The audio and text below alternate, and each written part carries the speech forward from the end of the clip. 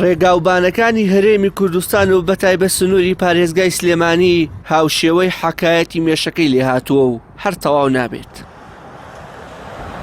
ئەم ڕێگایە ڕێگایەکی سنووری نییە، بەڵکو ڕێگای بەستنەوەی پارێزگای سلێمانیە بە ناوەڕاست و خواروی عێراق. ڕێگای کە لا دەربەندیخانە مەوداکەی 41 کیلۆمەترە و 6 ساڵە کارکردن تێیدا بەردەوامە، بەڵام هێشتا نزیکەی لە 150 کارەکانی تەواو نەبووە و تا ئەوەی بەڕووی شۆفێراندا بکرێتەوە. ئەگە تۆ بڵێ جادەوێ جادەنی ئەوە چێنەکە خەریکن پینە و پەڕۆ و پردێکە کیلۆمەترێکە چواکرە کاری لەسەر ئامە خۆش تەواویکەن باشترین کاراسانیە، حادیسە کەمە بێتەوە، شکان کەمە بێتەوە. داواکاریمانەوەیە کە حکوومەتێک زەخت کا لەسەر ئەم کۆمپانیا دۆزیە زووتر ئەگەر جدی بۆ ئەم کۆمپانیا ئاوای نەکرد، ئەگەر حکوومەت جدی بۆ ئەم کۆمپانیا ئاوای نەکرد.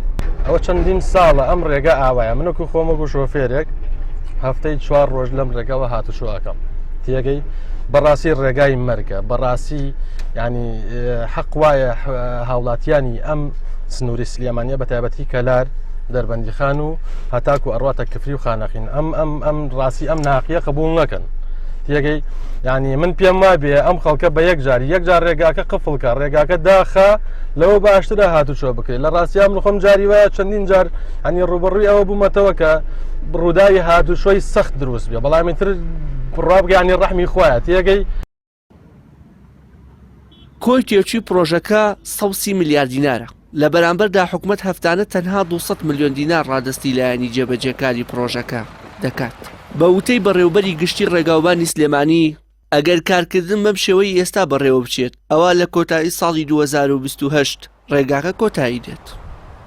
ئەو معاناتە کاتێک کۆتاییە کە پرۆژەکە وەکو پێویستپاری بۆ دابین بکرێت و جێبەجێ بکرێت. من لە چەند مناسبەی شکیاوتومە ئەگەر وەکو پێویست پارە دابین کرێت بۆ پرۆژەکە کە بەڵندەر لە مانگێکە بتوانێت 4 میلیارد دینار وەرگێت، ئێمە ئەتوانین لە ماوەی ساڵ و نیوەکە پرۆژەکە لە ڕووی هونەریەوە تەواو بکەین. ئەگەر کێشەی مادی نەبێت کێشەی هونەری نییە، لە ماوەی کەمتر لە ساڵ و نیوەکە ئیشەکە کۆتایی پێهێنێ.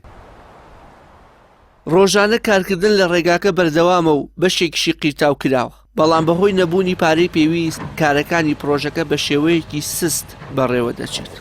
لە ماوەی ڕابردوودا کۆمەڵێک چالاکوانی گەرمیان لە بەردەم نووسنگەی پەرلەمانی کوردستان لە سلێمانی مانگرتنیان بۆ چاکردنی ڕێگاکە ڕاگەیان، بەڵام لایەنە پەیوەندیدارەکان بەدەمیانەوە نەچوون.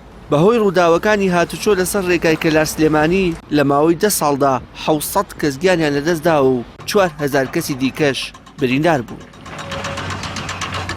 وشیار محەممەد، کەناڵی ئاسمانی پەیام، دەربەندیخان.